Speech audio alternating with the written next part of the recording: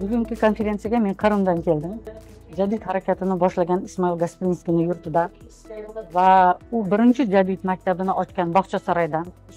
Usul maktabi Bog'chasaroyda Qaytazag'a mahallasida boshlangan edi. Va shundan benihoyat men xursandman va faxrlanaman. Konferensiyadan esa umidlar juda katta va O'zbekistonda bu jadid harakatga buncha ahamiyat berilgani juda katta bir yutuq deb hisoblayman.